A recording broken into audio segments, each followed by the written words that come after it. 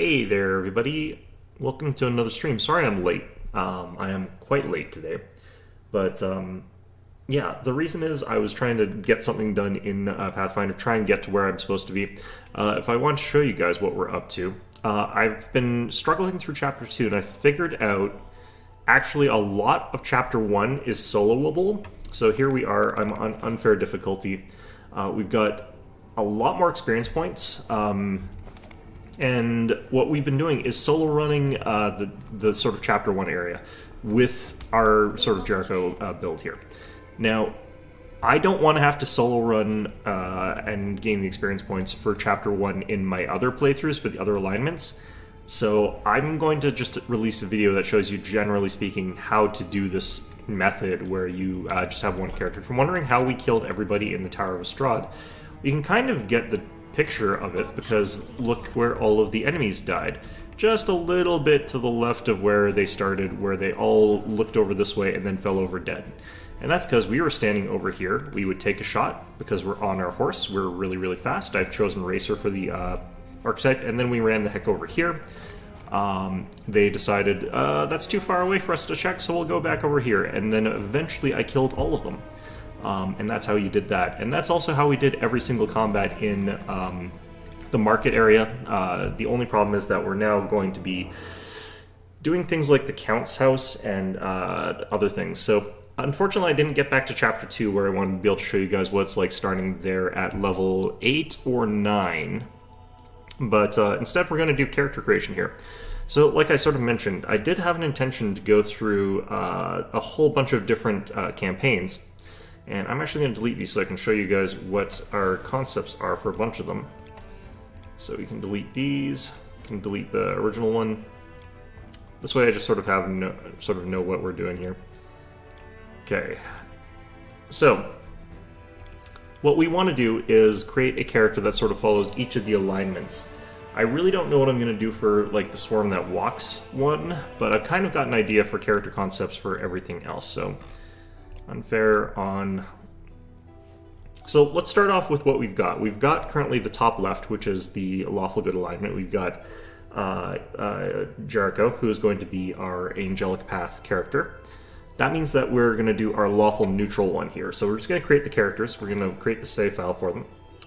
And as you sort of saw from the other thing, I was testing out some stuff there, but I'm not entirely sure if that's what I want to go with. Basically, I'm just sort of looking into builds, seeing their viability in early levels, but if I can get through Act 1 soloing with Jericho, who's a pure support healer, which going through anything with a support healer solo is like the hardest. All of the other character concepts I have are going to be more than capable of doing it if Jericho can do it. So I will switch it to easy for them, and then we'll sort of switch over. So this would be a lawful neutral character that we're sort of looking to make here. So I'm looking for someone who's got a lot of red here. We're going with the Judge Red as our character name. There's a couple options. I could also even do this one that's just got the red hair, but she looks awfully chaotic. I do think that this is the most sort of lawful looking of the variants there. We're going to not quite look like our portrait, but the one thing that I'm really not sure about for this particular build is how exactly I'm going to build it.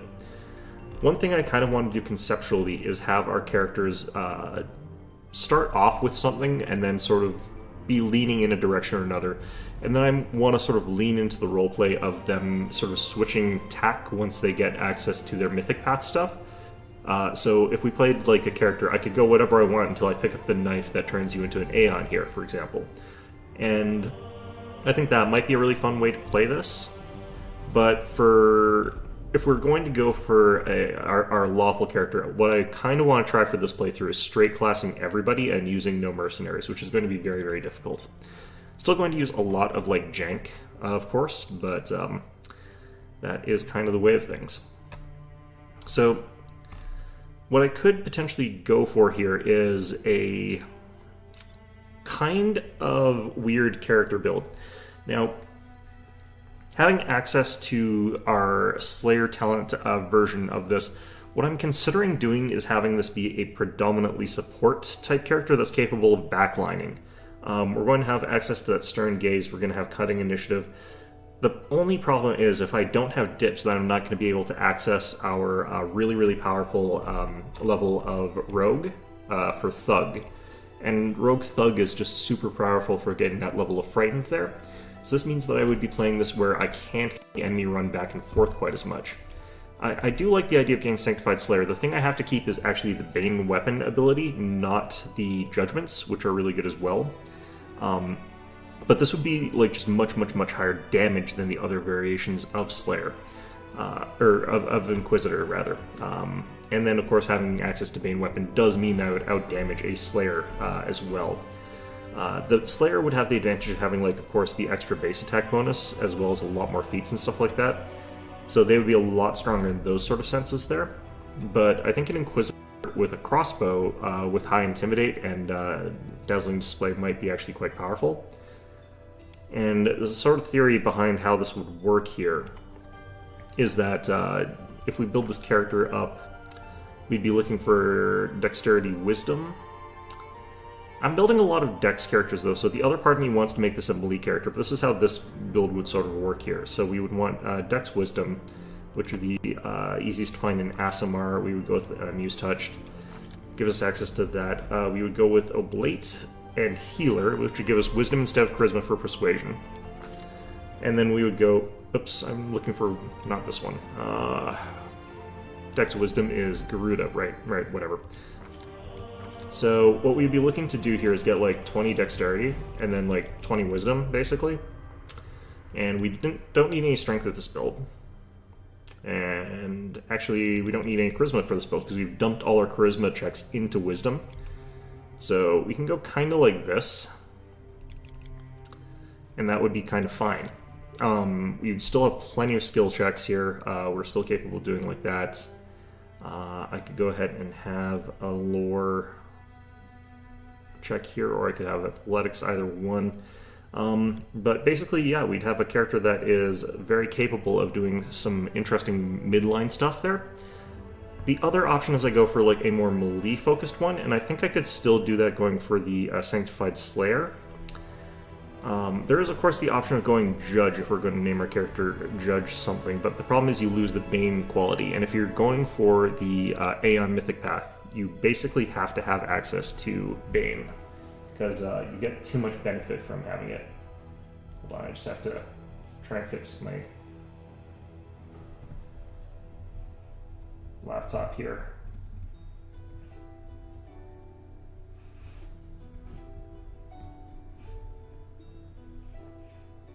Come on.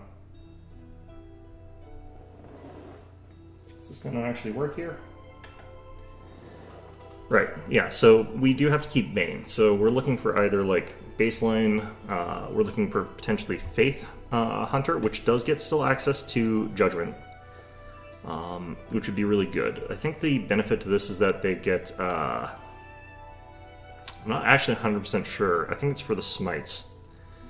The problem with them is that they get weird judgments. They only get Healing, Piercing, Protection, Purity, and Resistance, so they don't get the offensive ones. Fast Healing is pretty weak in this difficulty.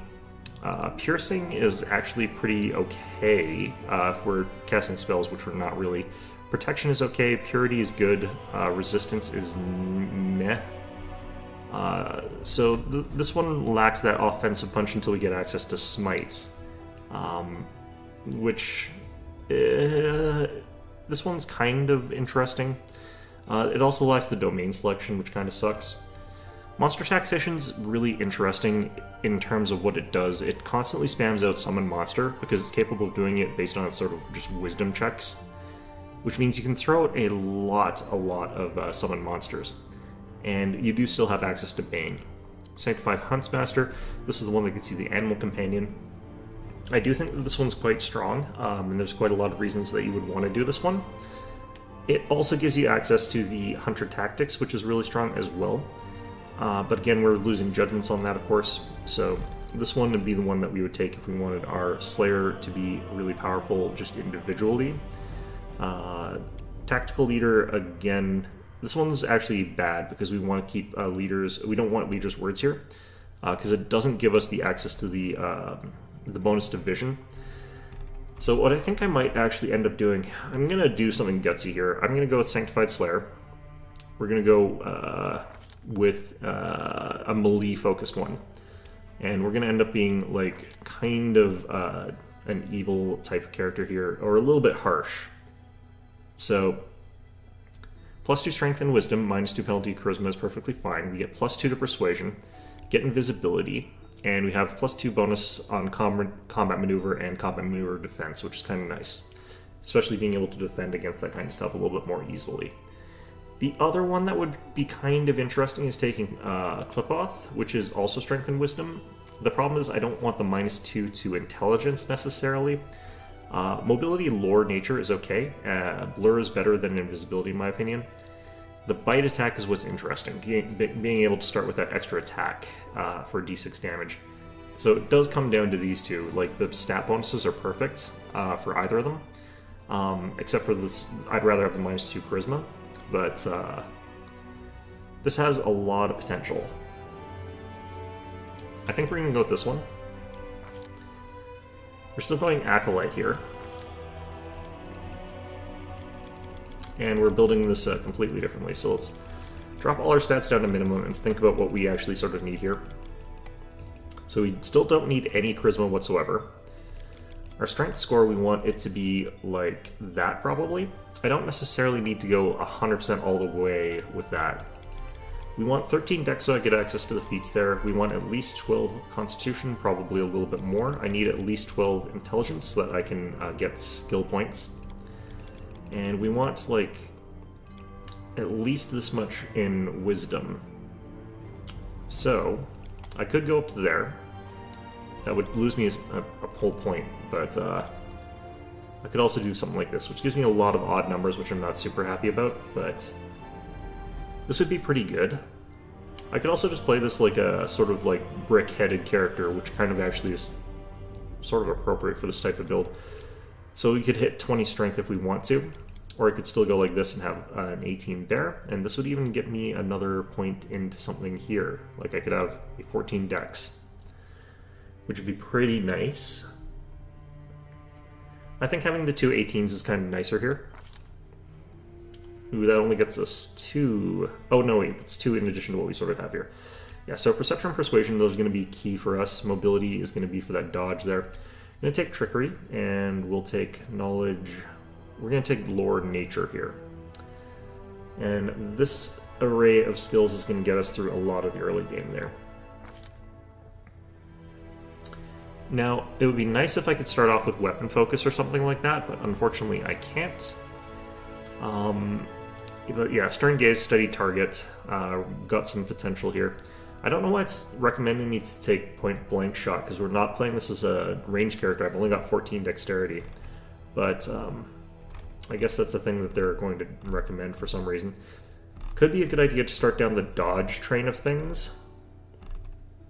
We can eventually take intimidating prowess. That's not going to be that important right now. What we're looking to get is to have access to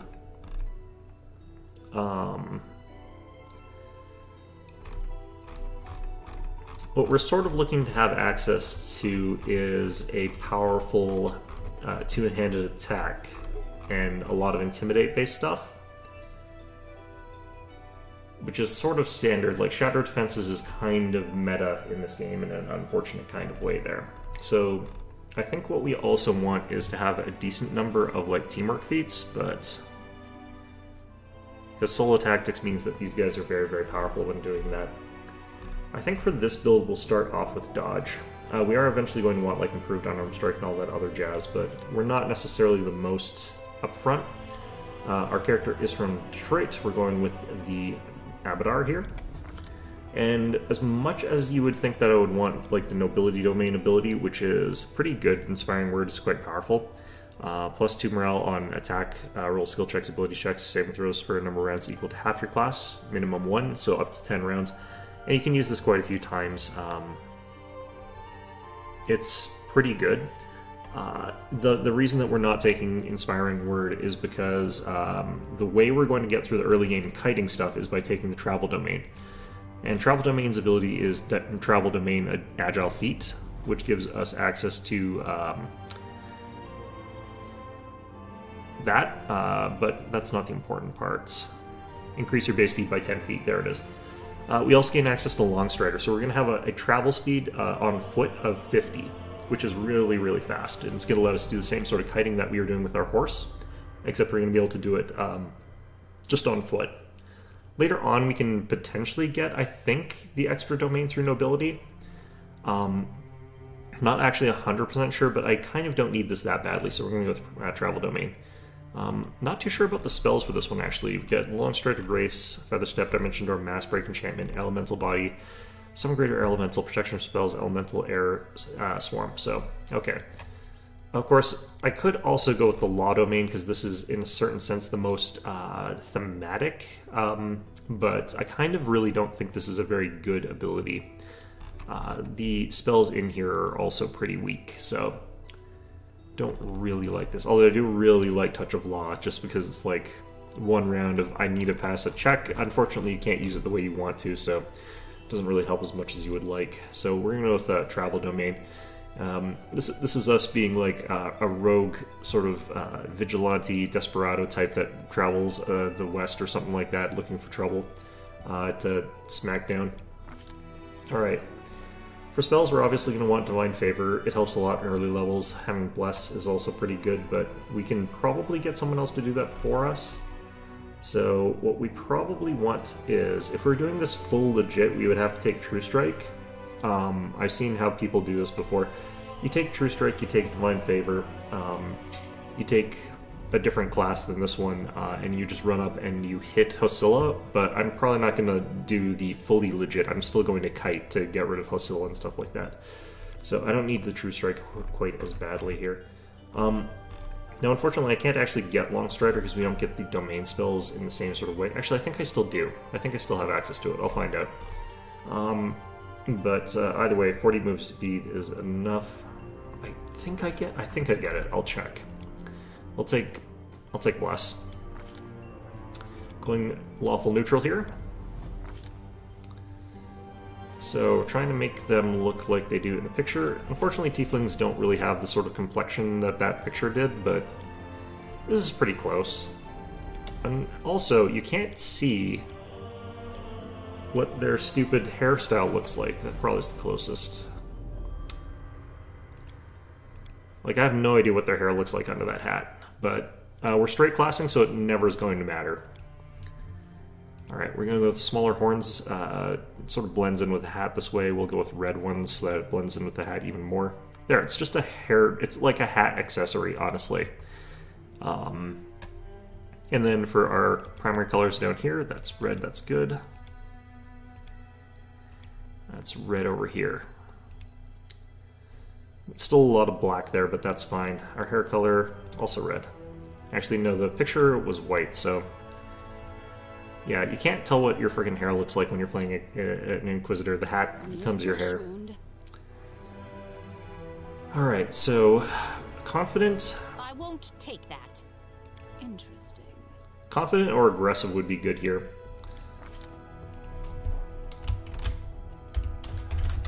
Oops.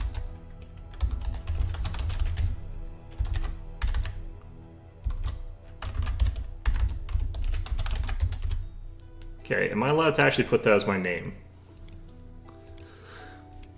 Now, I do know a little bit about how the Aeon Mythic Path works, which is why I've called myself Judge Red Time Cop. Because, yeah, you're basically a time cop. Alright, so this is the build.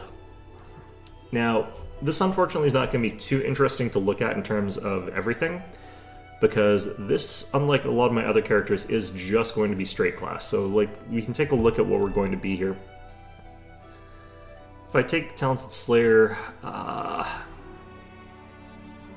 where do I actually look at the list of abilities? It's mostly things that give you the ability to smack people harder, essentially. Travel Domain, we get also the ability to Dimension Hop. So 8th level, you can teleport up to 10 feet per level in the class to give you access to this as a move action. What's interesting about Travel Domain's Agile feat is that you can actually use Travel Domain as a swift action if you take Swift Domain. But I only have the one domain, so we're not really going to get too much out of it. But if you were going to, This is definitely the more powerful sort of option there.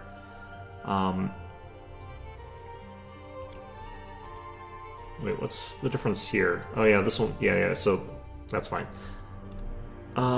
What other things are we doing about our build here? We're never going to have judgments, that's fine. Still get exploit weakness, which is based on criticals. And yeah, our teamwork feats are going to be sort of all the usual stuff there. Sneak attack is going to be good, even though we only get 76. We'll have 76 because of the other thing, of the feat there. But yeah, this is going to basically be a second line fighter that sort of hits people for a lot of damage sort of thing. We're going to need someone else to take up the place of being like a real dedicated frontliner of taking the hits. But I think we can build Sela that way to a certain extent there. I think we can build... I think we're going to have some problems with that, honestly. Now, the other thing that I can do, if I really feel like I'm struggling on frontliners, is I might have to take Animal Domain to get an Animal Companion and use that as our tank. And I'm feeling like that... I'm trying to think of the roster here, who could tank, and the answers are kind of... You can make Sela fairly tanky in the really, really early game. You can make Camellia kind of tanky in the early game. By giving her Ice Plant Hex, but you need to take Protective Luck with her if we're straight classing everybody. So she doesn't work the best as that kind of tank unless we get Ember, in which case she can use Protective Hex, but it's a little bit tricky. I'm trying to think as well. I don't think anyone gets Animal Companions, so I might have to do it this way, which I'm not super thrilled about, honestly, but I kind of would prefer the Travel Domain method, but this will let me, I guess, get a Animal Companion and be able to do it that way. I'm curious, though. Well, I'm kind of 50-50 on this. It's going to be an interesting decision. Animal Domain really is only you do it for the Animal Companion. That's why you take that.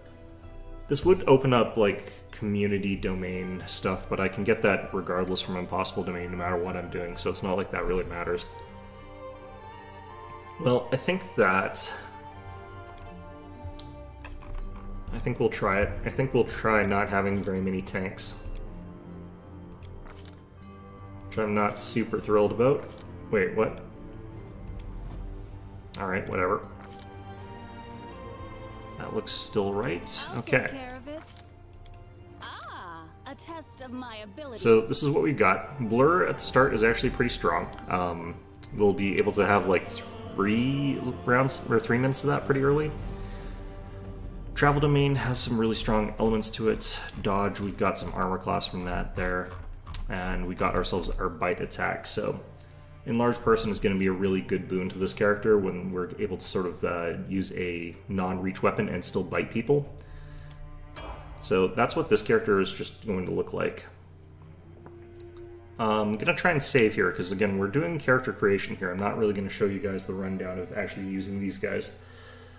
But that is going to be our Lawful Neutral dealt with. Last we have is Lawful Evil. And like I said, because we're doing this in the most anal way possible of like just straight classing everybody, I have to start her off as Inquisitor, and I have to start her off as Lawful Neutral, and we just have to choose all lawful everything all the time. Except for where it would lock me out of like quests and stuff like that. But for our Lawful Evil character, we're going for a more thematic sort of story-based one here. Alright, let's just skip through all this here. Now, with everyone else's playthrough, I'm going to actually just cheese through the early game, like all of Chapter 1. Oh man, I'm Judge Red, Time Cop. I love that every time it's going to be in the dialogue box, it's going to be the whole thing. That's such an amazing, stupid answer for this. Alright. But yeah, like, every other character other than this one, I'm actually going to just skip Chapter 1 by putting it on very easy, so that I can make it through it really quickly, because I'm doing a video showing how to get through this by kiting really easily with the weakest character possible for this sort of task. Judge Red, because of the build, is going to be a lot stronger at this, because I've got Study Target, and I can just sort of go in there with my build and just have a composite longbow, and she'll be able to deal a lot of damage on that. I'm wearing medium armor for some reason. So great. I think we have this on for the first part here regardless. Gets us up to 19 armor class, but let's go ahead and main menu. Should save. There we go. Alright. Now, for our Lawful Evil build. Is that not on for that other one?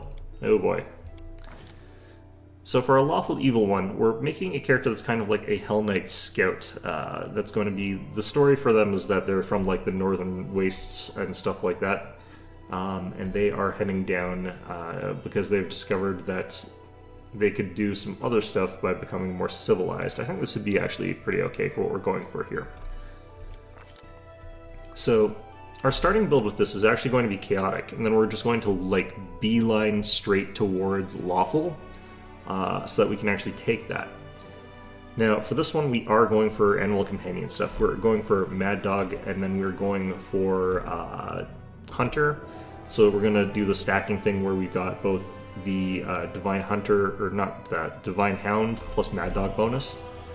Combining those two makes for the absolute strongest possible of the Animal Companions that you could get.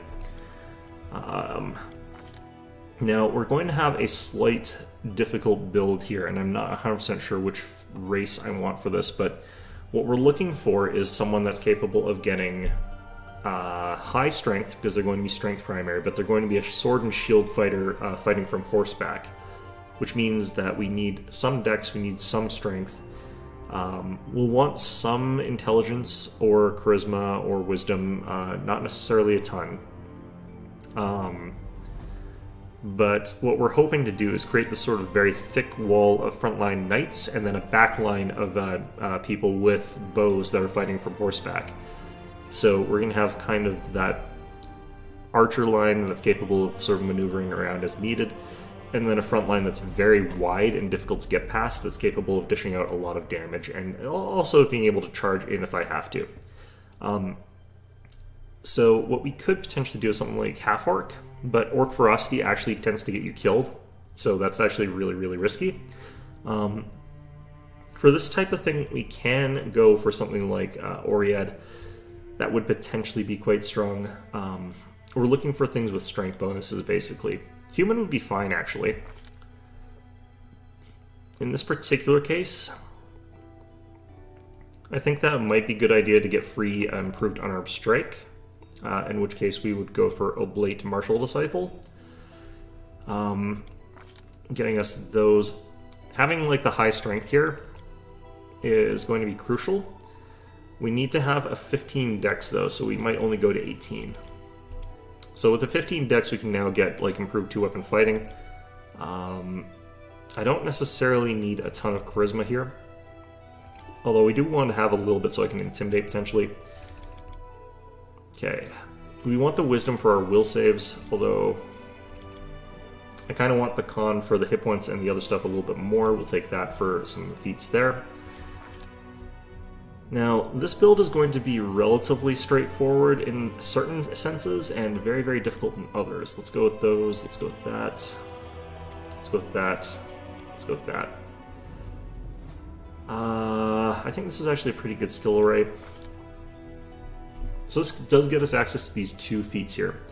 Now, for us, we're going melee for sure, and we're actually going to be using things that are high critical with our main hand. So we're going with the Scimitar, which we also get some good Masterwork Scimitars pretty early, but this will get us a Cold Iron Masterwork Scimitar right off the bat. The other things that we want to do potentially is get really powerful other things. I need shield focus. Where is shield focus? There it is. So with shield focus and so on and so forth, we're eventually going to have mounted shield, which is going to give us access to a extra bonus to our mount.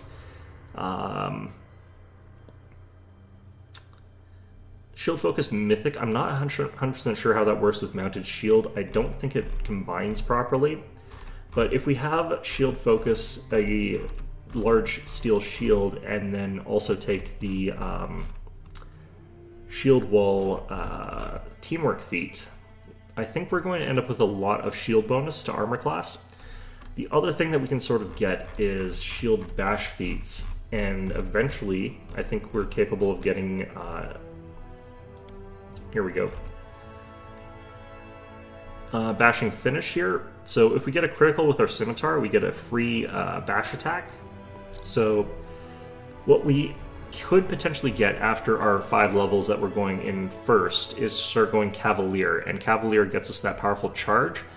If we use that charge and trigger the Scimitar attack, get a critical on that charge, we might be able to get a critical or a doubled shield bash as well, which would mean that we would deal an absolute boatload of damage on the charge. It's not as good as being able to pounce, but it's still pretty powerful. Shield Master is going to make it so that we can 2-weapon fight a little bit stronger as well. So all these combinations, feats are going to be very, very intensive with this build. It's going to be a little bit difficult to fit everything in properly. But this is solid for start. The other option, of course, is I could start with 2-weapon fighting, but the problem with 2-weapon fighting early is that we're not going to be doing it. So, yeah, it would be pretty meager. Let me just double check here. Blah, that was...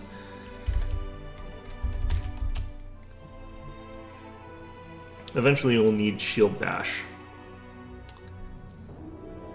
So, we do need this later. I'm not going to take it yet, but that is something we're going to need. That is the correct thing, right? Yep. For our Animal Companion, because I figured out the stats on these are the highest, we're taking a Blue Triceratops.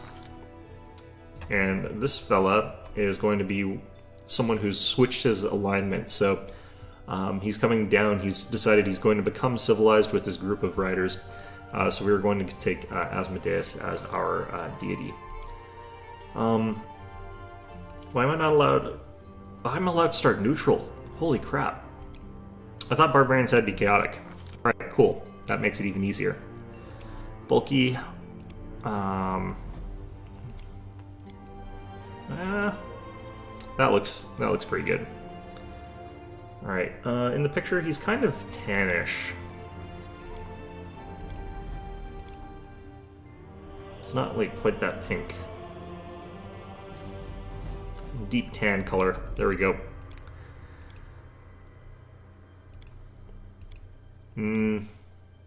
Kind of that. Alright, looks okay. I have no use for this. Well, actually, might even want a little bit lighter hair. Oh, like that. Yeah, there we go. I'm always ready. Let us be off. That sounds pretty good for this.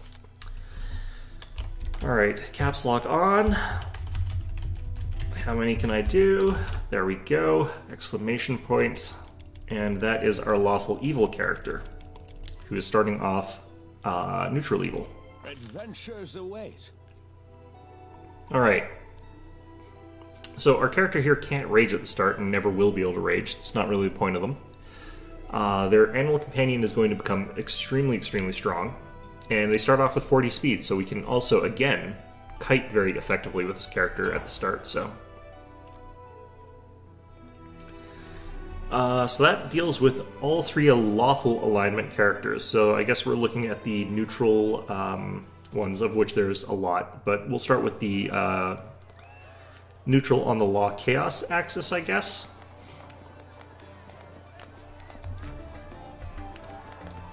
God, going through this part is going to drive me mad or something like that, but...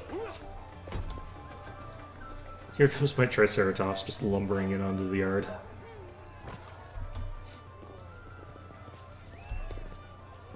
Mine. Make room at deep. Whoa, we'll get you.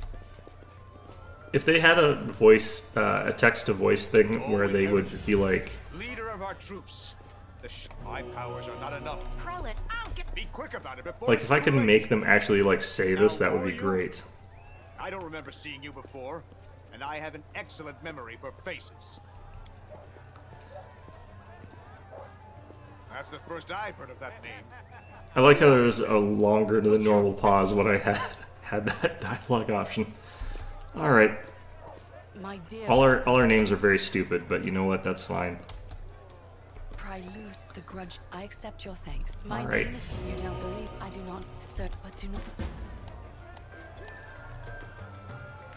So again, we can level up our animal companion here. And it's actually going to be a little bit different than with other ones, since we could potentially take some feats here, because we could go with early teamwork feats with it. That would potentially be strong, but I wouldn't gain a huge benefit from that until like level 3, so we'll leave this as is for now. With that composition, what we're going to probably do is like have Sela be our other frontline Cavalier, when we'll have Camellia build as a frontline Cavalier type. That's our mid one, because there's a lot of hallways where we can only fit 2 of these guys anyway. And then we'll have Lan at the very least as a backline archer, and then we'll have someone else be a backline archer, I'm not sure who, probably Woljif. And then we'll have someone be support. I'm not sure who again. Maybe Arendelle or maybe Nenio, but either of them being mounted would be difficult. So that's all of those alignments dealt with. And we'll just have these available so that I can play through them as I want to. And of course we can always change them. So let's actually do... Let's do the Chaotix, actually. That'll be easier than doing it the other way. So, we'll start with Chaotic Evil. So we're going with this. Now, this is going to be similar to the other one. Someone that started off as something and then sort of moves around to something else. What we're going with this build is a Barbarian that is going to be quite focused on charging and pouncing, but they're going to be a Dex Barbarian, which is a very strange thing to do. So our first 3 levels are going to be in Rogue, and we're going to get up to here approximately. At that point in time, we'll have access to the Demon Mythic Path abilities, by which I mean we'll be able to invoke the demon in a couple cutscenes.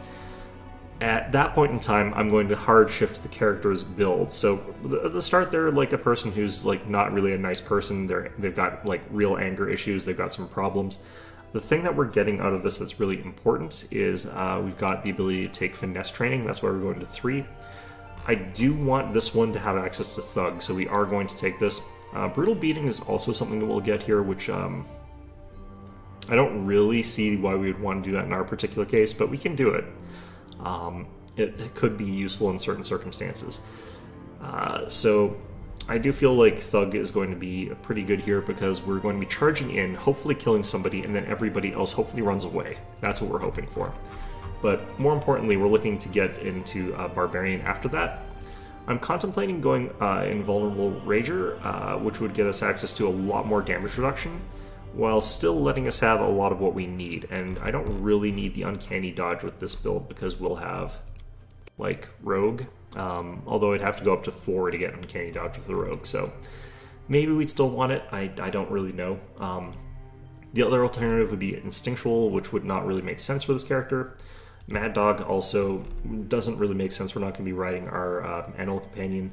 We're not going to be sticking close next to it. Pack Rager, again, not really... This doesn't really make a ton of sense for what we're doing here. So we're probably going to go with Invulnerable after this, just to get that damage reduction.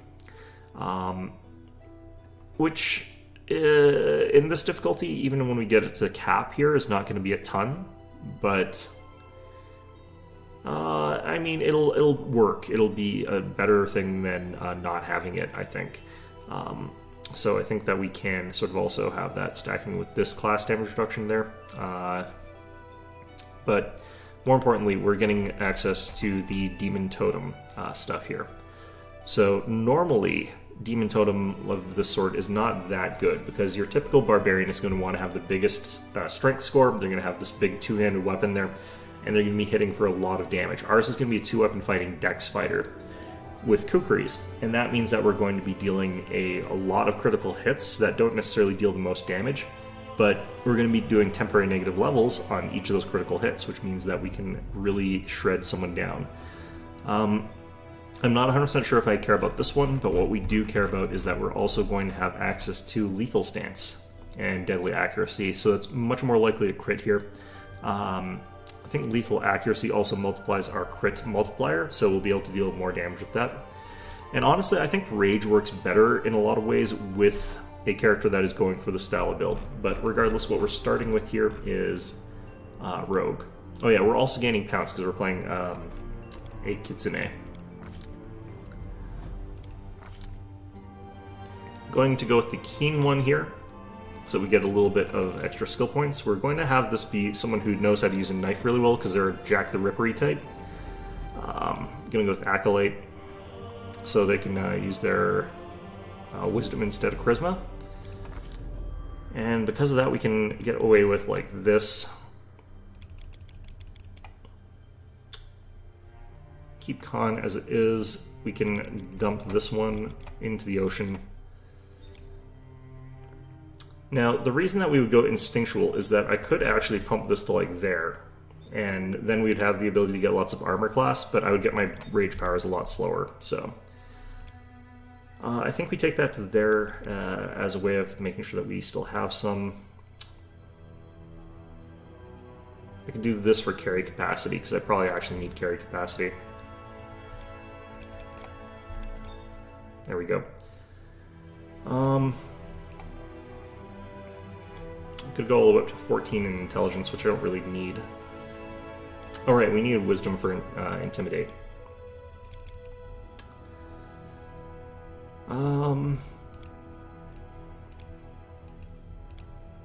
I could do that.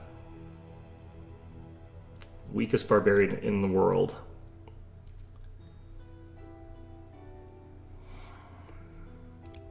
It's tough choices, but I think we're going to do that.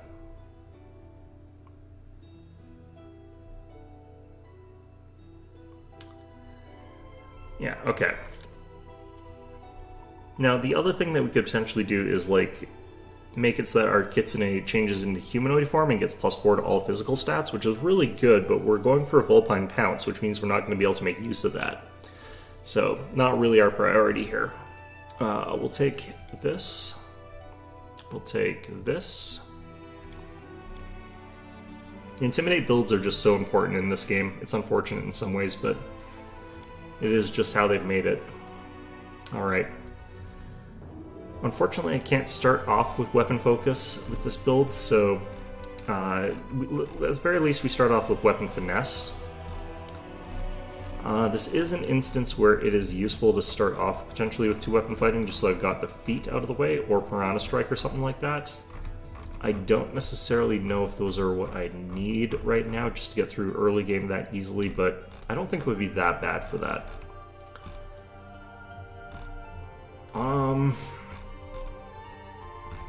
Alright, we'll take this at the start here. And for this type of character, we could honestly go Atheist here. I think that works out with this build, kind of. They're just like an angry sort of person who just hates everything. Yeah, I think we'll do that. And they are going to be Chaotic Evil. Alright, apparently they're the like literal scrawniest. We'll match Portrait here.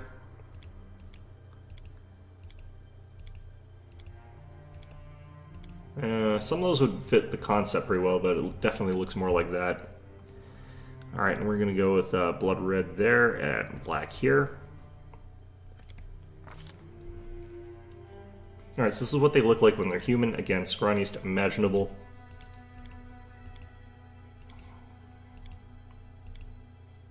That one looks a little more angry, not much. Pale as possible. Again, I can't see my hairstyle. Thank you very much, game. We're not going to be transforming into human form very much here, though. Follow if you dare. Wherever my legs carry me. None shall escape. Alright. I think we're gonna name this one like sort of the opposite of like a good. Oh, that's actually no. We'll go with this.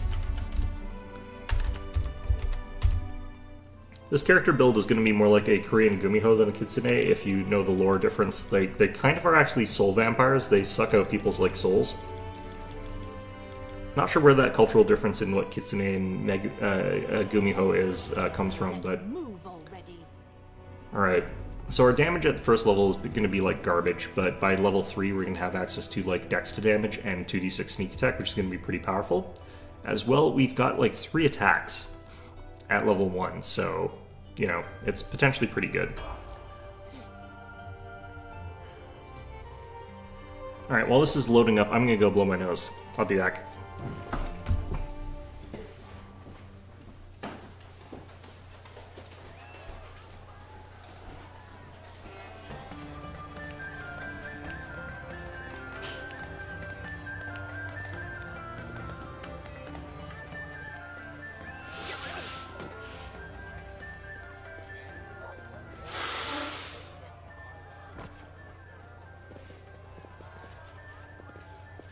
Hey, somebody!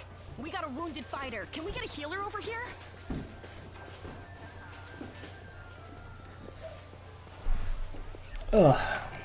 Alright. Alright. So this person, again, is like kind of just nasty and unpleasant, so we're just gonna lean into that a little bit here. Leader of our troops. Just let me die. Be quick about it before it's too late. Let's see here. Who are you? I don't remember. None of your damn business. What? Do you have any idea who you're talking to? None whatsoever. My dear prelate. Fortunately for us, like, we do pick up some pretty good kukri, like, early on, because we are going to be weapon focused into that. I do not know yet, sir, but do not. And again, this is a build where by level 4 we'll have 40 movement speed, and we've got very high dexterity, so we can have a crossbow. We'll do fine. Alright, so that is another character done. Next we're going to want to do Chaotic Neutral. So as you can see, we're just creating like all of these save files here that are going to let us sort of hop in and play alignments when we want to. Unfair.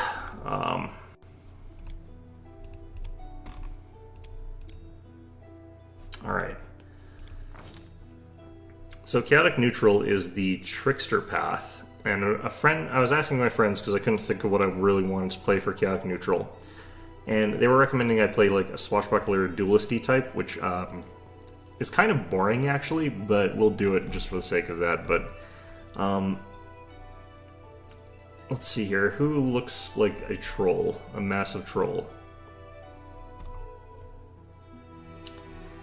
I kind of like the idea of using like this one and just having this character be like, oh no, that's just fake blood. I just am like messing with people, and they check, it's like, oh yeah, no, that is actually raspberry jam. Why are you doing that?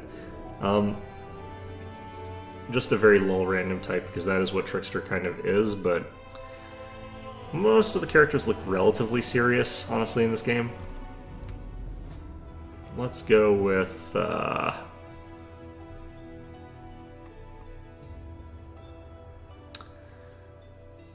trying to think of who would be kind of like just, I think this one works okay. Alright. So Duelist is kind of a boring class, but we can actually look into it a little bit here. There's some good things in it, though. But we're going to be real damn basic. So we need to have like dueling swords and stuff like that. Need to be proficient in it. We need weapon finesse. We need dazzling display. All pretty easy stuff. It's stuff we're going to kind of go for, but we also have first to have Perception 3, Knowledge World 3, Persuasion 5, Mobility 3. So those are not my favorite skill to have necessarily, but now, what we can do is start off as an Eldori Defender. This is kind of the most intuitive thing to do. This also lets us get Acolyte Martial Artists as a starting thing here. If we take a look at what the Eldori Defender gets, it's nothing really that special, but basically they focus on the Eldori Dueling Sword. We lose armor training and instead get defensive parry +1 to AC until the next turn. Only when you make a full attack. If you charge or even if you walk up and attack, you don't get this bonus, which is why it's kind of bad, but there's definitely worse things you could have. We still get all our fighter feats, we still get bravery, we still get weapon training because we will go up to 5 in all likelihood there. But once we get into Aldori Duelist, Aldori Swordlord, you get at first level Death Strike, so you add your dex instead of your strength, which means that at level 6 you suddenly have a decent strength score, or a damage score, unless you start off with a high strength one, which means this is kind of garbage, just because of what you have to do to get there. You get bonus to Persuasion when you're using Dazzling Display, which is pretty okay, actually, if you've got a bunch of those fighter feats there. Defensive Parry, +1 to armor class when you're doing that. This is the same as the Aldori Defender. At level 4, you get Adaptive Tactics, which kind of can actually really work well if you're using both defensive fighting and combat expertise. I don't know if you're allowed to reduce the attack roll penalty to -1, which would mean a +1 when you're using Crane Style. I don't think you're supposed to be able to. But you can also get this other bonus here. When you're being attacked, you can get that bonus against them. It's kind of forcing you to like stick into the middle of combat in a way that is a little bit dangerous, but you'll have good armor class with this build in theory. What I'm looking for, Saving Slash is interesting. Not that good though. This one's kind of okay. There's actually a ton of times where this would come in handy in this game, but the problem with Dexterous Duelist is that you'll lose a lot of your armor class bonus if you're knocked down and have to stand up anyway, but such is life there. +1 to AC when making a full attack. Again, that goes up to +2 at that level. Greater Saving Slash and then Confounding Duelist. It's tricky because a lot of these are really mediocre or like really weak abilities. Regular Duelist is over here as well. We can try and get into this one instead. It's a little bit easier actually in some ways. You'll be able to get there at like 6. This gets us canny defense, which means our int bonus gets added. We also get Precise Strike. So you can actually combine these two as well. So I could opt to just go for like 5 levels of Aldori Duelist, which would get us up to Shatter Confidence. We'd have access to the first ability from Adaptive Tactics, which is what you want, because it gets you that Perception bonus for +2 to armor and to hit, which is pretty good. I really don't like this class, honestly, though. It's kind of weak. Parry from regular Duelist is a little bit better. Improved Reactions is good for a lot of things. Enhanced Mobility is okay, but we're probably not going to really, hopefully, rely on that too much. Combat Reflexes, not really that necessary, but Grace +2 on Reflex. This is where we get something that's kind of good. The ability to get an attack of opportunity against anyone you successfully parry, that's actually quite powerful. If you get attacked a bunch of times and successfully parry a bunch of times, you could maybe get a lot of attacks there. I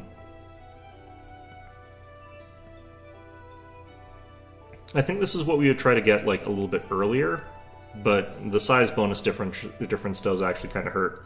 I do think that is actually quite strong though. So I think we try to rush a dex build up to 6 so that I can take Aldori Swordlord here. Now, if I wanted to not take Fighter, which is actually an option, and is kind of a good option in this case, what we can do is we can get the Aldori Dueling Sword through other means by choosing the Noble archetype, which would be pretty good there. But the nice thing about taking the Fighter and the Aldori Defender is that I'll get that for free so that I can take Improved Unarmed Strike. The other alternative would, of course, be choosing a Monk for the Wisdom, the Unarmed Strike, and a whole bunch of other stuff that you get, but I think it's worthwhile choosing this. For this type of build, we're going for a Dex build with Intelligence, so we could actually just go Elf. That would not be that bad. It's also possible to build another Kitsune here, a pure chaotic one. I don't think that would necessarily be the worst idea, because it would get us a bite attack. This also gets us the option to, at first Mythic, choose some bonuses that gives us a bunch of bonus melee stats. So, like I said, normally I wouldn't want to do this, but you can actually just go in here and choose, I think it's Regional, Eldori's Swordsman. Gets you access to Persuasion, Dueling Swords, and Buckler Proficiency. Instead, we have that already. We're going to take Martial Disciple for improved unarmed strike. We don't need Strength, so we're going with Dexterity. The reason we're going to stick with this portrait is because this character is going to be in human form a lot of the time once we get access to that. The reason being that when they're in human form, we'll be able to use a sort of a shape change thing to get us plus 4 to all our physical stats, so that'll be quite strong. We'll eventually have like intelligence to our armor class, so that's actually really good. I almost want to just go straight dex there. I don't necessarily need that much wisdom, I don't need that much charisma. I'll go for a little bit of strength just so that's out of the way. And I think we'll do this. So there's actually a ton of skill prerequisites. Let's double check actually what we needed.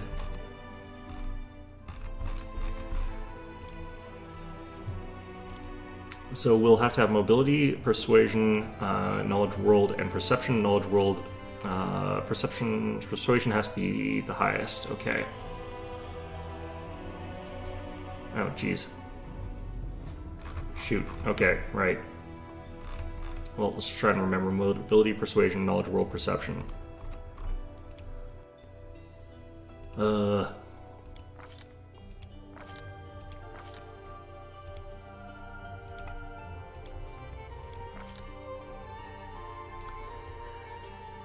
Okay.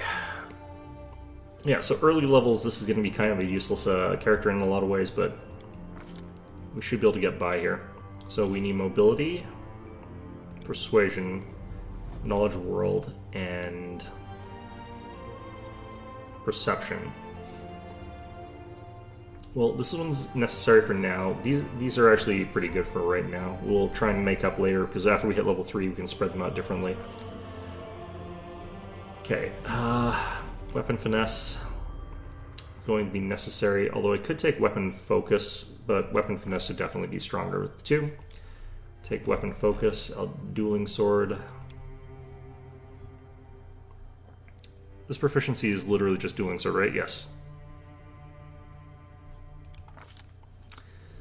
And this particular character, probably Caden Kalin. And this one was going to be a chaotic neutral. Yeah, so the nice thing about this build is that we'll be pretty easily capable of getting like 24 dexterity pretty early on, which is really, really quite strong. We'll be able to hit things much more easily. We'll have more damage once we get that first level. It's just that this build's kind of useless until level 6, which I'm not super happy about. Let's go with the portrait type. Charcoal black's fine.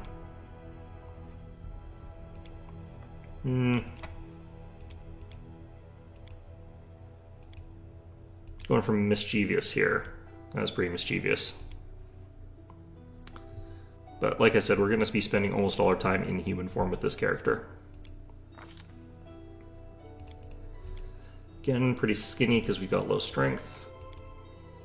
Looking for mischievous here. That's pretty mischievous.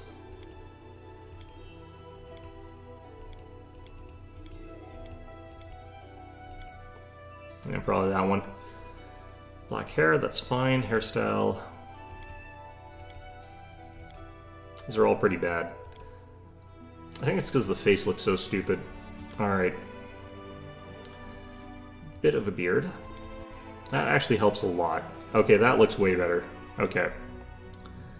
These colors are fine. Match that, be green. More of a dark green like that. And this one was sort of gold. There we go. A mere flesh wound. We'll win this, one way or the other. That sounds good. Alright. So, I hate this character, so we're going to name it after myself. That way I'll try and like it a little bit better, potentially. I'm not sure, there probably is a mechanic that actually makes it so your birthday is kind of important, but I have no idea. Alright, so this is a weird build. Early levels we're going to want that extra bite attack, but it's not going to help us that much. Our odds of hitting are good, because we got like a +5 to hit, plus weapon focus, plus masterwork cold iron weapon. So our odds of hitting stuff is actually really, really high at these early levels, but it's going to be a little bit rough with this character and with this build, but as it is, but unlike with some of the others, I think it's actually possible for me to just hold the line with this character in some of the early encounters. Building a lot of dex builds here. I'm glad I built Judge Red as a strength build. I would have been way too many other types if I was not building Judge Red as a strength build. Okay, so what's left here? Chaotic Good.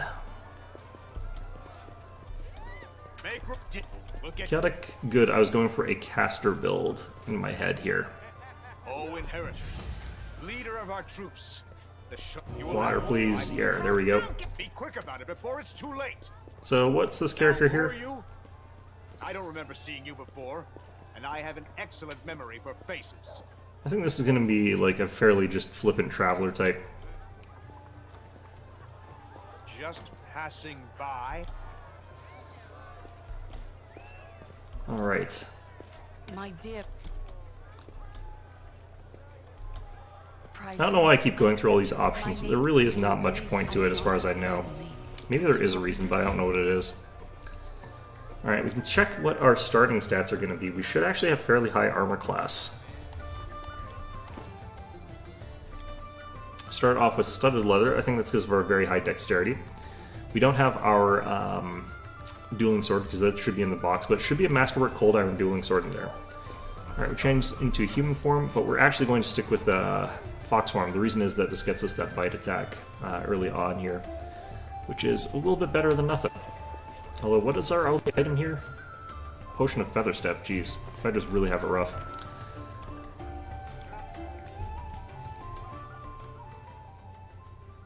Now, this one I'm actually not sure if the mechanics work in my favor here, in that I don't know if I can actually do this the way I want to, but we'll try it. So what we're going to do is build a character that has the ability to hit people with like skills, by which I mean just all the elements, and then we're going to have that proc off of the, what's it called? Elemental Barrage, that's what it's called. So they're going to be focused on using like lots of different elements all sort of at once there, and they're going to be a fairly sort of heavily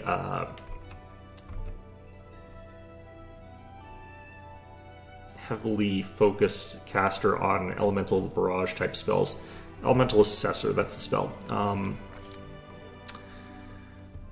So for this character, we're going to be going for Sorcerer, and I kind of want to actually have this character have as much charisma as possible. I'm going to go cross-blooded here. What I want to know is if I can get if I'm allowed to take more bloodlines over and over and over again, but we'll find out. The person with the most charisma here, and I'll show you what we can do with this, is Kindred Raised. Gets you the ability to have +2 to charisma. We lose keen senses and adaptability and elven immunities, which is a ton of things. This particular character, we definitely want to have Pickpocket. And we don't need strength for this build. We do need dex, quite a decent amount of it.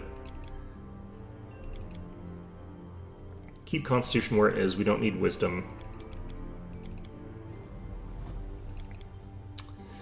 And that is what you can do with this type of half-elf. We could go there.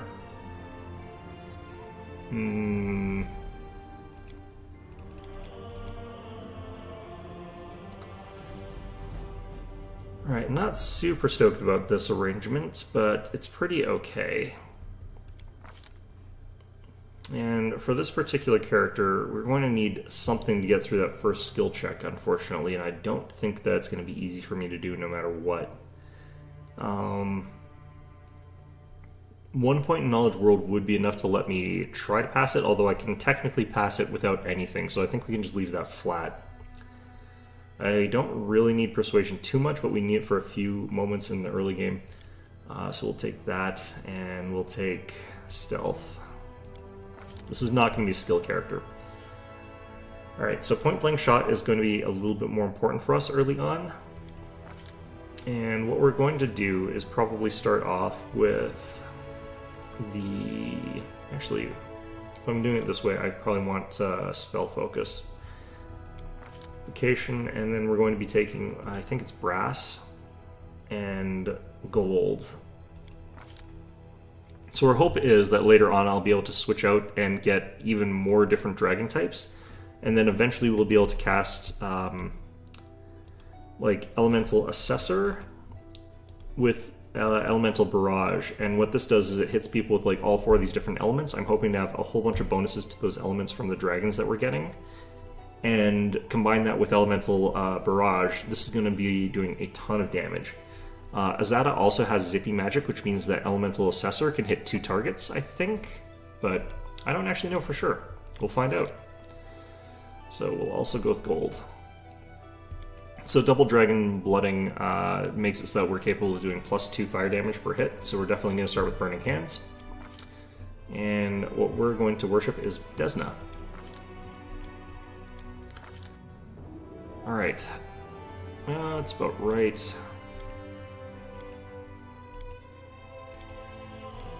I think the baseline actually looks pretty... that looks okay. It's probably about right. Alright, hairstyle. It's kind of hard to tell with the thing there.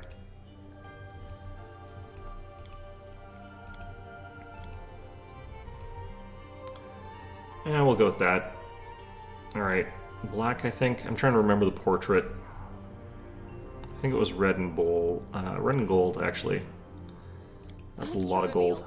Okay, it's more purple and red, actually. We'll go with that. So dark purple.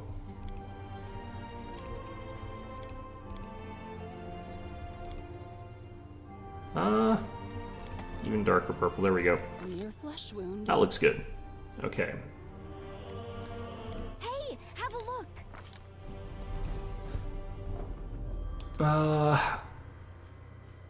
Trying to think of what I want to call this character as well. This one's a tricky one to name, honestly.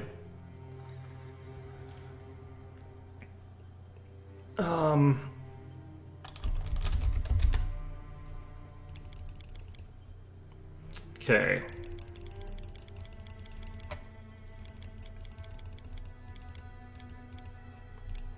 Alright, there we go. Adventures are exciting. Yeah, so with Double Draconic Bloodline, we'll be able to deal a lot of extra fire damage, and if we manage to get the Neophyte's Gloves, we can actually get a Burning Hands that does like 5d4 plus 10, or 15, I mean. And then if we upgrade that with Bolster, I think we can actually do something like 5d10, or 5d4, sorry, 5d4 plus 25. So plus 25 is kind of the important part, but that's a bolstered version, which is a higher level. Alright. Scorching Ray, when we get it, is going to be sort of our bread and butter spell, though, for a lot of reasons.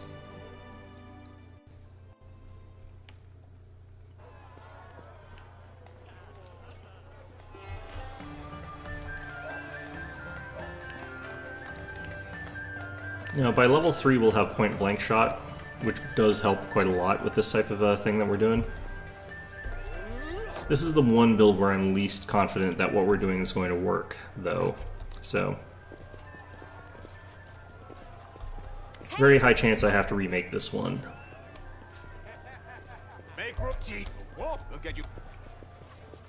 Just making them a focused fire mage would also be something we could do, but it'd be pretty boring. About it before it's too late. Let's see here. Now, who are you? I don't remember seeing you before, and I have an excellent memory for faces. I'm gonna say that this is a person who's just lived here for a while. Is that so?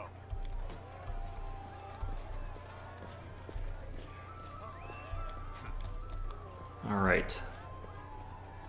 pry loose the grudging grip of pain. I accept your... My name is... You don't believe me. I do not know you, sir, but to...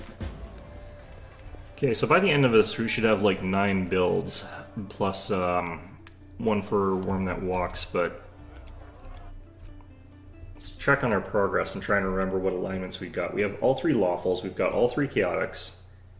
Now we need the ones that have neutral elements. So we need is neutral good, neutral evil, and true neutral, plus Worm That Walks, which is kind of a weird thing. Let's do true neutral now. So this is going to be another slightly weird build. I think this is a kind of okay portrait for that concept, but what we're doing for true neutral is just a dude. It's just a dude. He's a guy. He does just guy things. I think this sort of portrait works pretty well for that, but yeah, like, this is going to be a slightly weird build, and it's going to be a little bit difficult because we're going for someone who is not using any of the standard stuff here. So we're going to actually make this one our Rowdy Rogue type build here. Rowdy is a really strange class. You start off with Vital Strike, which normally you can't get to level 6. Basically, you make a single attack that deals double the weapon damage, and in this case, since you also get like Vital Force and stuff like that. The lore for who this guy is a guy that sort of just does pub crawls and just hangs out at bars and plays darts. His day job, he's a pest control guy, so he just like Dale Gribbles it up. So we're going to have Alchemist and we're going to have Slayer, because those are the things that sort of fit with that idea. Which may not sound like just a dude, but that is kind of what he does. He just throws like darts at the pub and he poisons cockroaches. So that is what we're doing. It's going to be human. This part's a little bit tricky, but I believe there's a regional thing here that has a bonus to a set of thrown weapons.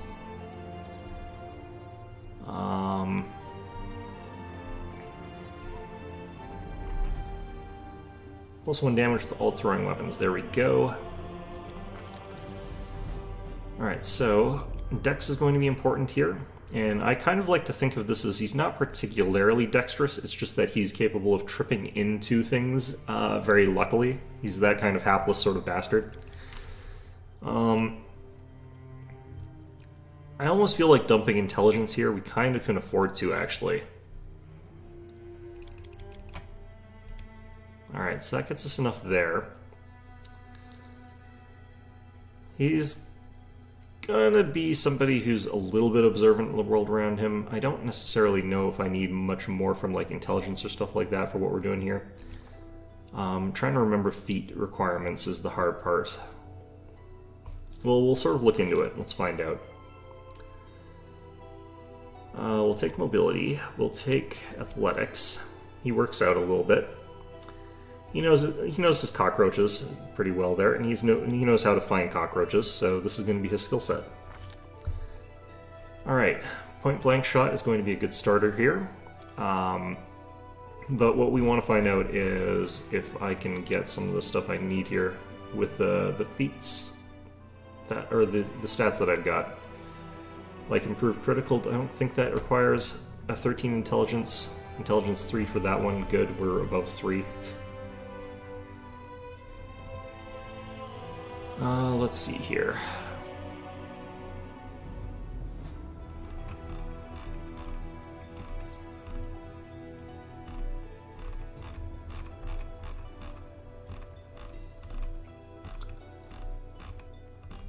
I'm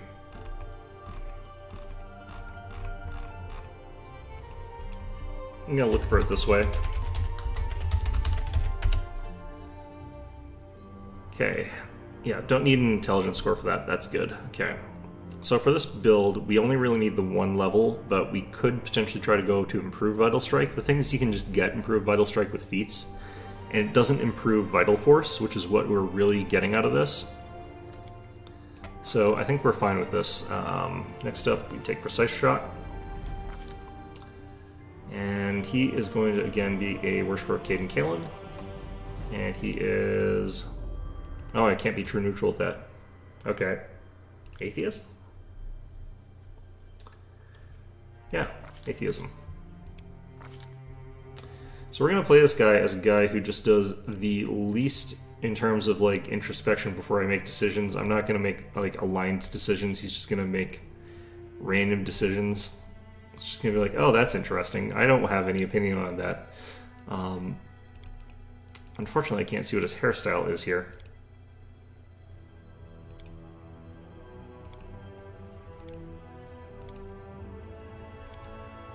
I think he had this beard.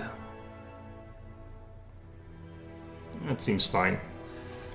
Alright. I'll take care of it. So I'm not 100% sure that this works, but it's supposed to. I think you can Vital Strike a dart. You should be able to. A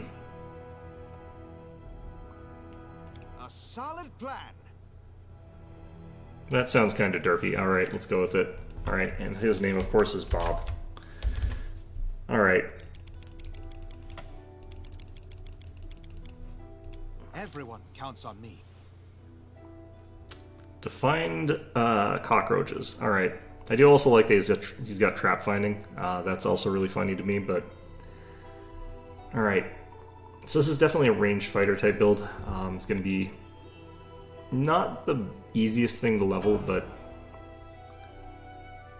does become quite powerful.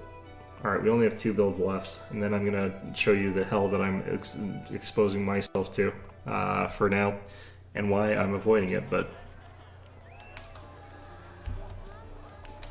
The last 2 are chaotic good, or sorry, neutral good, and neutral evil.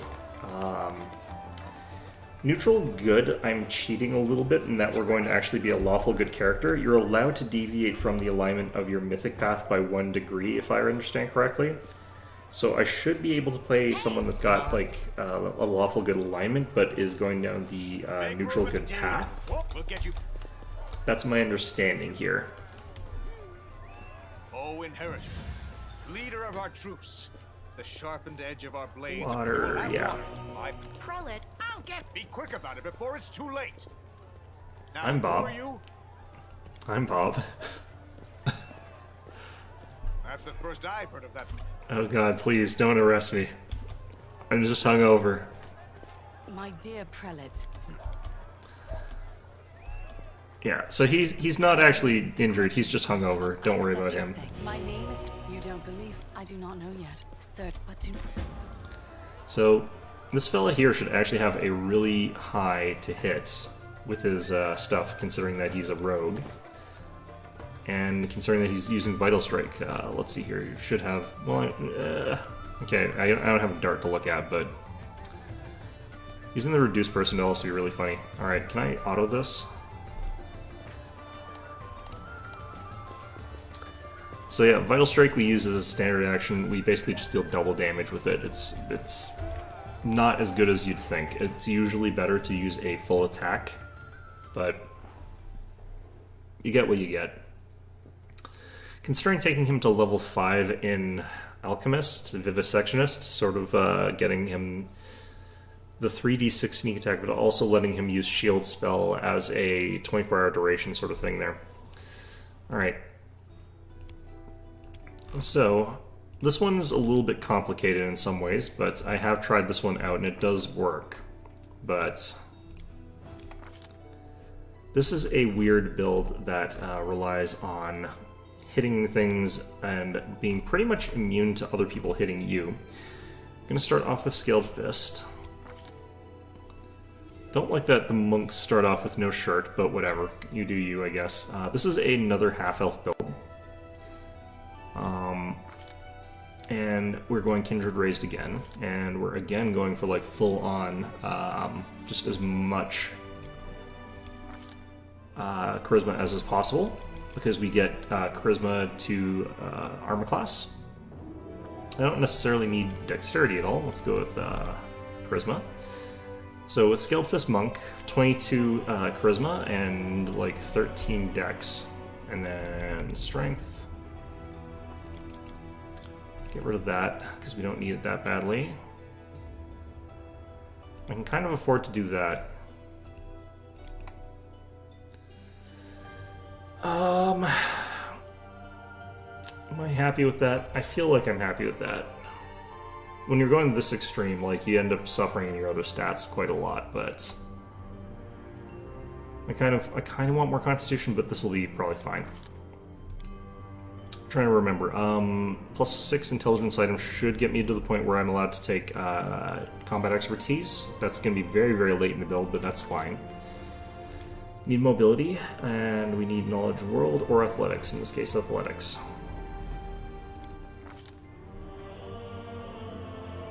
Alright, and this character, obviously going to start off with dodge.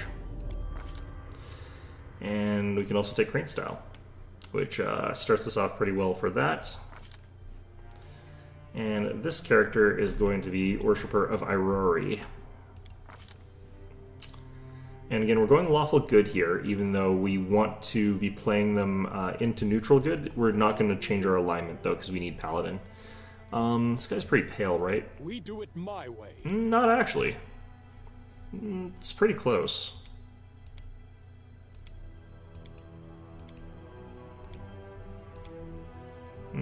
Yeah, I think baseline is actually fine here. Hairstyle.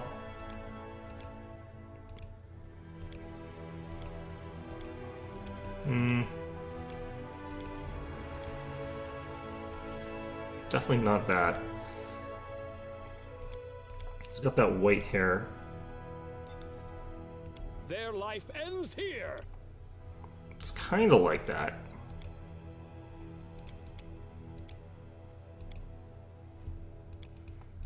I think this is probably the closest we're going to get. Okay. So, I have no use for this. yeah, the build for this character is going to be a little bit weird. We're going to be going for Monk's Scaled Fist. Then we're going to dip into Oracle, which makes it so that you can get Charisma instead of Dexterity for your armor. Then we're going to take 2 levels of Paladin to get Charisma to all of our saving throws, as well as to get Smite Evil. And that Smite Evil is going to let us also get our Charisma to, as a deflection bonus against something,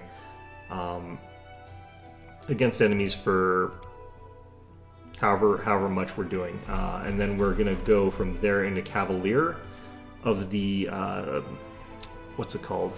Of the Star, to get Charisma to armor class as well from that. I think after that we just either go straight Cavalier, and we're going to be a like ground foot based Cavalier, not a mounted one. And we could also go Paladin, because Paladin would also get us more Smite, and Smite would be really good. But the thing is, we can get more Smite from just taking the Mythic ability, whereas with challenges, I can only get more challenges by taking more Cavalier. So, hard to say which I'm going to do for that. But basically, this character becomes extremely tanky extremely quickly, and becomes very, very hard to kill. This will hurt. Let's see here.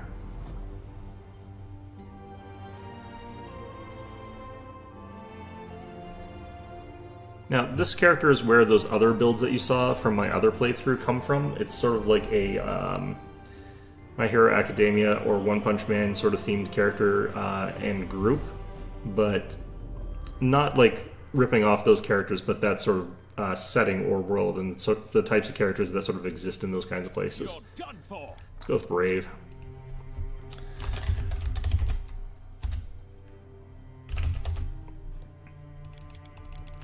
Also, the stupid name is like one of those weird superhero names. Alright. I won't give up. So, our to hit's not going to be the best, and our damage is not going to be the best. He's going to be hitting for like d6 plus 3. Not the greatest, but he does have the ability to do 2 attacks, which is kind of nice there. And then, of course, we've also got like a lot of armor class bonus as well, so he'll be pretty survivable. This is actually a build where you can use your main as a tank, although I wouldn't recommend it, because there's that 1 in like 8,000 chance that you instantly die, and then you have to restart the game. So this leaves us with 2 more. I have to do the Lich, and we have to do the Swarm That Walks, and I don't know what I want to do for the Swarm That Walks, so I don't understand the mechanics for it. It seems like it's very different from your other character options. Hey! And I haven't looked too deeply into it, in terms of what it can do. I like how you've got Camellia and Dara in here. It's like an injured person. I love looking at injured people. I'll get her! Be quick about it. it before it's too late. Now, who are you? I don't remember seeing you before. And I have Okay. an excellent memory for faces. I'm a traveler. I was just passing by. I think it's most appropriate for this type of character. My dear. Pry loose the grudge. I accept your thanks. My name is. You don't believe. I do Okay. not. Sir, but do. All right.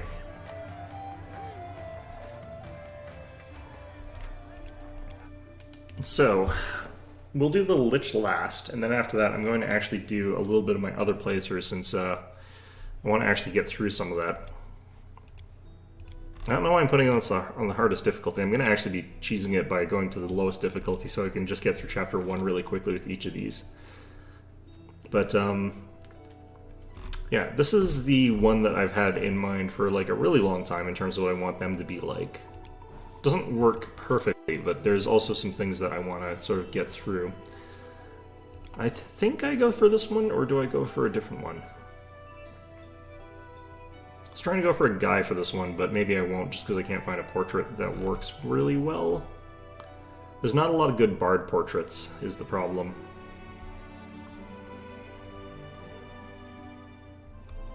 I don't think any of these were bard portraits. Yeah, I think we're kind of stuck in terms of that, so... Alright, I guess this is a girl again. Now, for concept, we could actually go Dirge Bard. The problem with Dirge Bard is that it doesn't really have the abilities that I really, really want. In terms of creating a bard that does what I want it to do. And the Thundercaller one actually is kind of funner in terms of what it's doing here. In terms of like concept and stuff like that as well. Banshee Blast is kind of nice here, which is interesting, but having that on your list is not that important. Haunted Eyes is not really necessary because we're going to gain a lot of immunities, so we don't need that. This isn't an Intimidate build, and you don't need that as a bard because you've got the Dirge of Doom. We have got the ability to dance the dead, to raise a bunch of dead by dancing. The problem with this is that you really don't need to do that with the Lich either, so that's not really going to be that necessary for us.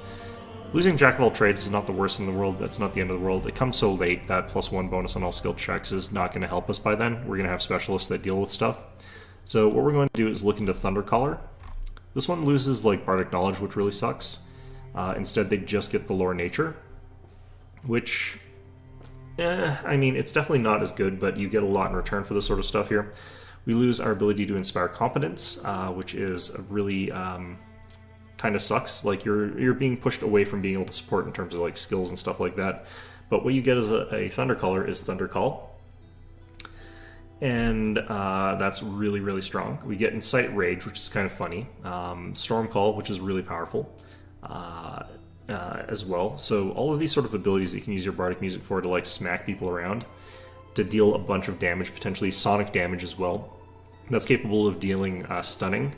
Like that's really, really effective because you're going to have so much of that. We will lose access to Dirge of Doom and Frightening Tune, which it kind of sucks for theme, but it's fine. The way that I like to think of this is that because, well, we'll show you what our character concept is here. I don't necessarily want to start off as a Dampier with this, even though that would be pretty good.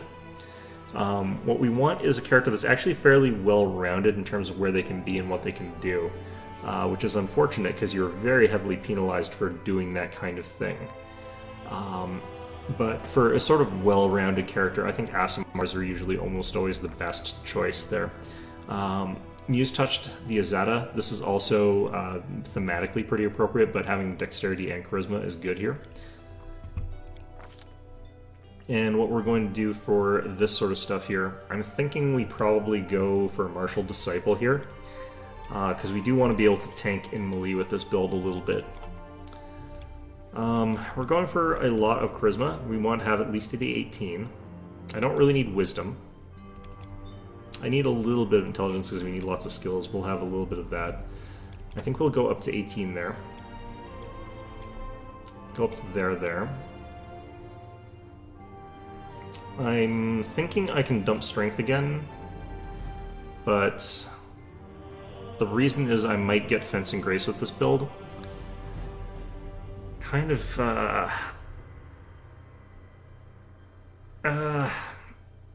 the thing is I kind of actually almost want to go for like a strength-based one instead of dex. Part of me wants to do that. Let's check something here.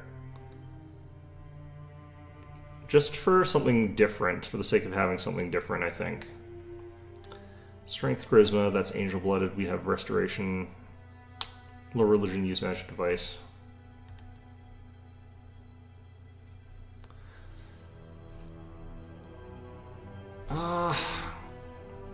Alright, let's try it.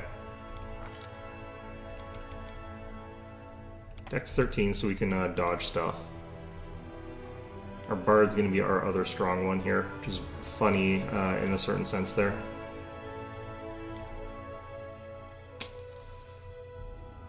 Be nice if I could get up to 18 strength, but I think we'll do this instead.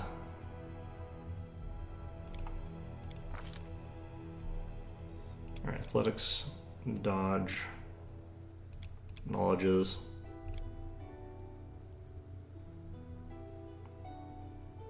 I think this is fine. I don't need Lore Religion necessarily. Do I need it? Someone needs it, I think. I do also want, like, the other skills, but this is why we had a little bit of intelligence. I think we can have this later. No, we need this now for one of the skill checks in the place. Okay. So we could take Lingering Performance here. That's not really what we're going after here. We're playing a character that's going to be waiting in and fighting stuff, so we're going to go with... could go with Dodge to start off with.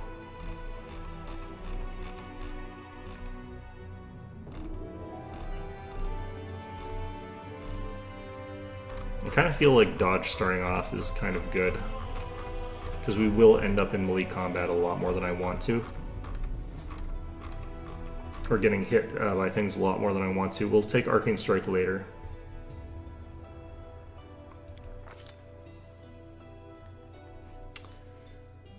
Alright, for spells, Cure Light Wounds is always really handy early levels, and then we'll take Grease. And this is a character that is going to be a worshipper of Urgathoa, and we are going to be neutral evil.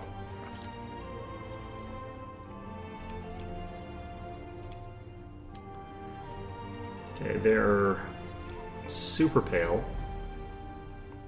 Their hair is white.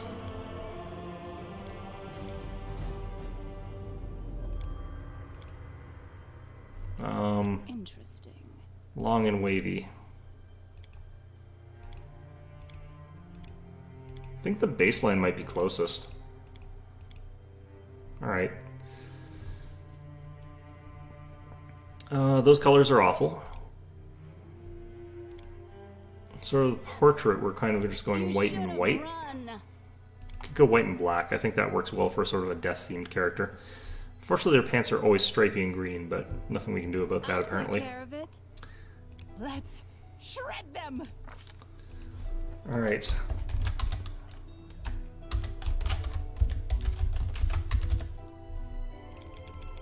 And this is the person who is going on the path to Lichdom. Their goal is to resurrect lost and dead songs in forbidden compositions. People told them that they're sick in the head, but the only thing sick about them is their fat beats. All I see is blackness. Or maybe they're sick in the head as well, I don't know. Alright.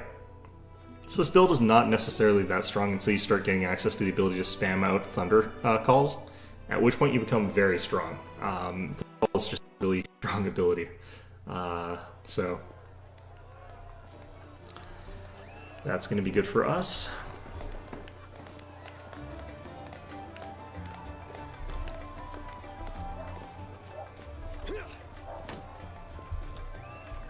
And here we go, dragged in yet again.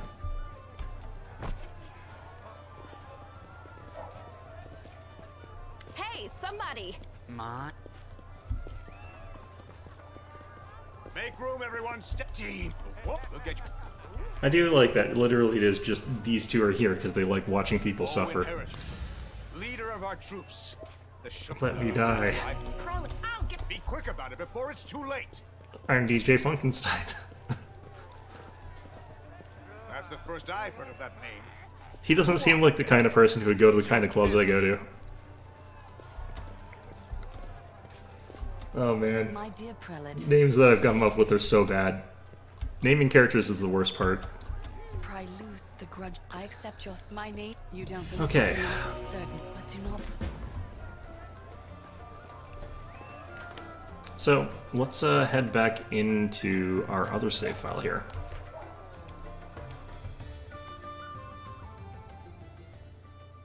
Now, it would have been kind of appropriate for me to go start off as undead, but realistically speaking, that's not the story of that character. So how many have we got here? 1, 2, 3, 4, 5, 6, 7, 8, 9. Yep, that is all of them, except for, again, the Swarm That Walks, which I have no idea what we're doing for that. So let's go ahead and load up our actual playthrough that we're doing. Again, I'm doing a solo run through as much of this stupid game as possible. Trying to not get killed, I guess. So, we've finished clearing out the Tower of Strahd. I'm virtually level 7. I probably can hit level 7.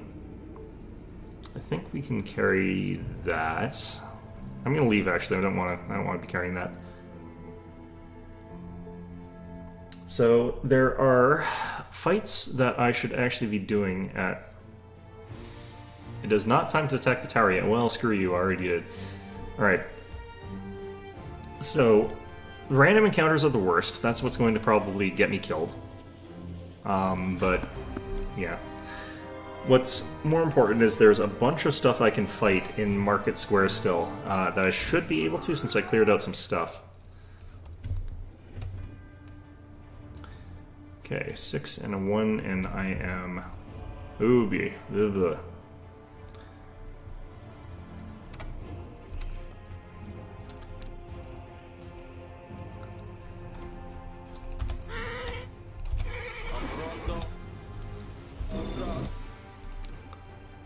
Okay.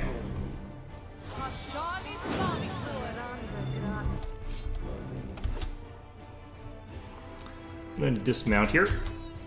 And we are going to let Horse here.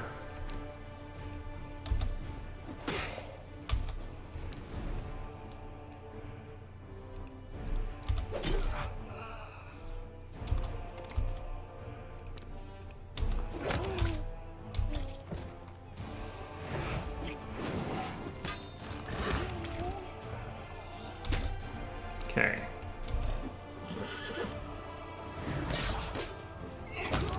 Nice.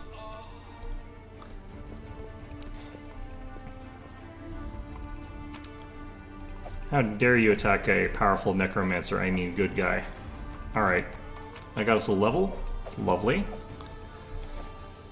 It's not going to be very good for us because we're not going to be able to necessarily regain our spells. We can regain 1. Alright, so what do we need now? Keep going up on Persuasion, keep going up a little on Lord Nature is something I want there, and we'll take more of those. Being able to do the trickery stuff is actually kind of important for us in a way. We've got greater spell focus already for evocations, which is why people have been getting knocked out by our spells so easily. Elemental focus could be what we take next, but I kind of want improved initiative. Or bolster spell. Or persistent spell. Either of those would actually be really good for us right now. I think we'll take spell penetration first, though, just because there's a ton of things with spell resistance. And while we're outscaling a lot of them, we're not outscaling them quite enough for me to feel comfortable. Alright, I should be able to take Crane Style now.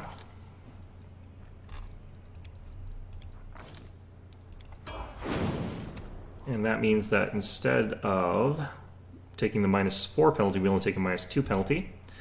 Which means it is potentially worth always keeping this on. It's like +2 to hit basically when fighting defensively, and that means we also have +4 armor class in total from it. So it's mathematically a better trade-off than not turning it on, but it really depends on the situation. Okay, I think our to hit went up too. Yep, base attack bonus went up by 1. Together we stand. We'll make the rest of what we're doing a little bit easier. Manipulating and turning on and off like turn base is so important. It's so weird. Alright, enter here. Now, if I could get to level like 8 before we do the assault, that would be great. I think we get over that though. I'm wondering if there's a way for me to hit like 9 before we hit chapter 2 though, or even shortly after.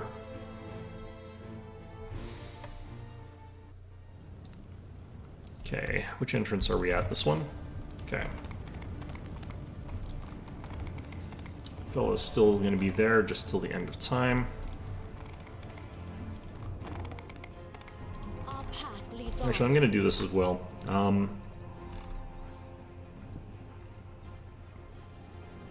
Given the level, being able to summon like a natural dire boar, what would this do at this level? A extraplanar dire wolf. Neither of those are actually that strong, honestly.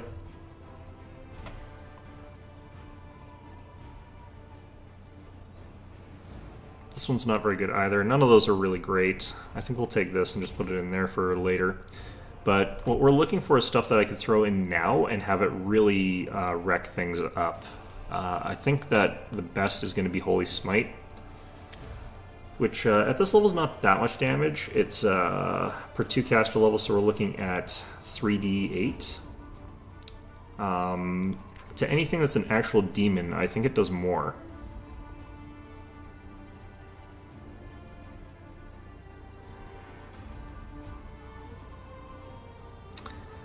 Evil Outsiders, yeah, so Evil Outsiders get 1d6 per caster level, so they would take 7d6 damage and be blinded.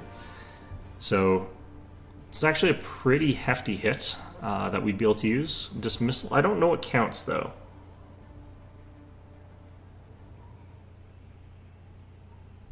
It's also an abjuration, whereas this is an evocation.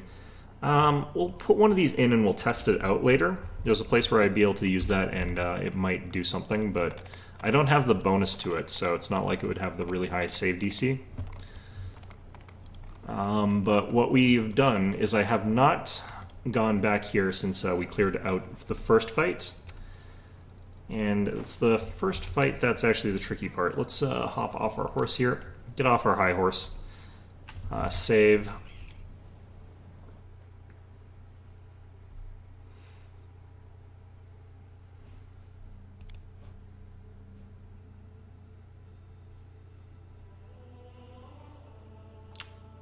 I think if I save the dismissal and I use it against the babows in a certain place and it works against them, like if they don't count as summoned, that's going to really suck, but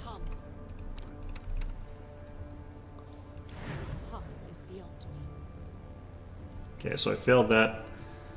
I took some damage, yeah. Let's just reload here. I've got a high enough check that I should be passing that most of the time. But this part's going to be annoying. It is actually past 2 though, so I'm going to be cutting the stream fairly soon. I just want to give you guys a glimpse of what it is I've been spending my time doing. And why I'm doing a thing that I'll never have to do again, because I'll just switch to easy because it's automatic to succeed at all this stuff. Might as well just acknowledge that it's just a time sink, and if I can do it on the hardest difficulty, might as well be able to do it, skip it. If you can do it automatically without like having a risk of losing, you should be able to skip it.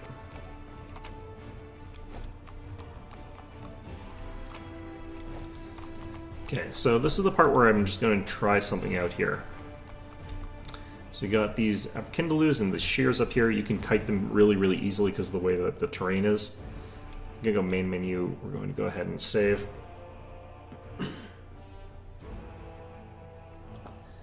And I just want to find out how dismissal works in this circumstance, because if it works the way that would be really good, I can probably take out Gorm's Mansion with just myself and Camellia. But if it doesn't, then obviously I won't be able to. Okay.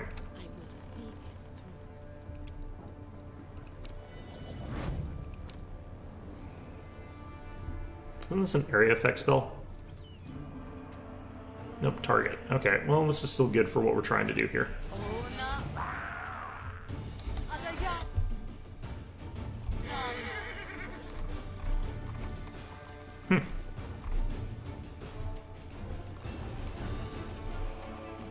Oops.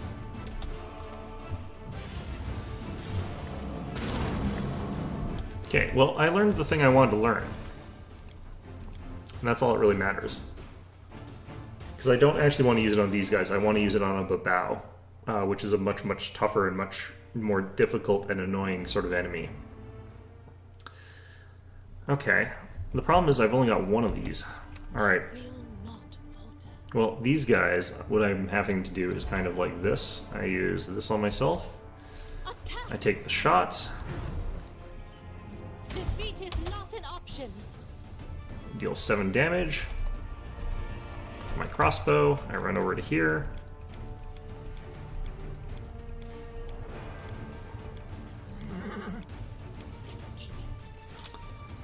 And those guys give up and go back. And then we do this until the deed is done. Which is a long process, suffice to say. Now, the reason it's so easy here is because of the stairwell, honestly. It makes it so that they have to go so much farther. We've got plus, like, 11 to hit against these guys, and I think we've got plus 3 damage, d10 plus 3. So our to hit is actually quite high. Yeah, plus 11, but their armor class is also quite high. You can sort of see how far they get here. And you can see it's going to take like 6 solid hits, if not more, to kill the Shear. And then each of the upper Kindleus is even beefier in terms of like hit points. Then the Vermlex are also very durable because they also regenerate health. It's all gets very difficult to kill all these guys. Do not hold back. In terms of We doing will it quickly.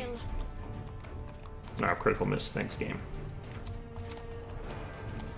One thing I might want to do instead is actually be killing off this encounter first, but hard to say for sure. Maybe, yeah, let's do this one first, actually. Together As you can see, there's another Shear over here.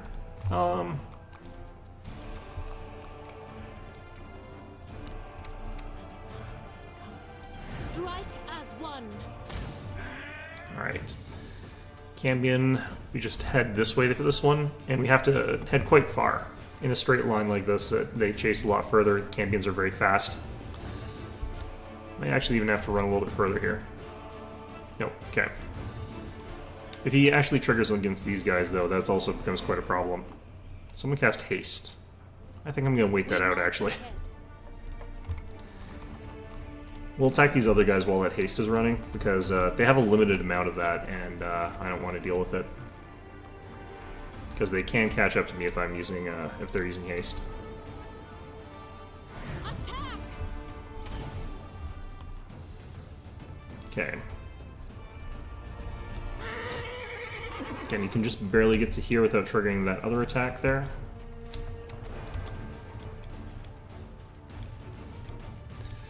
You only really need to go to here, though. Like, if you're past here, they can't really see you, so... But it's a little bit more risky. I think just go to that pillar, actually, is what I'm going to do from now on. I stand ready. We shall overcome. 0 damage. Because of the damage reduction, you actually have a chance of doing 0. He only has DR5 and we do +3, so... It's not the best DR against us, but it's enough for this to be a problem. And yeah, it's going to take me like an hour to clear out both of these encounters. It's really bad, but like I said, it lets me go through this entire thing on the hardest difficulty without any risk of failure. Wow. Nicely done. But yeah, that's going to be our stream for today. Oh, shoot. Screwed this up. Okay, well, let's just load game. But yeah, I'm going to be finishing all of this eventually. But yeah, it takes a long time. It takes a very, very long time. So Anyway, I hope you found this one enjoyable. I will see you guys all Wednesday, where I will not be doing this. Hopefully I'll have gotten to the chapter 2 by then, but who knows. Wait, what? Attack! But yeah, hopefully that will have happened by then, and as always, hope to see you guys all next time.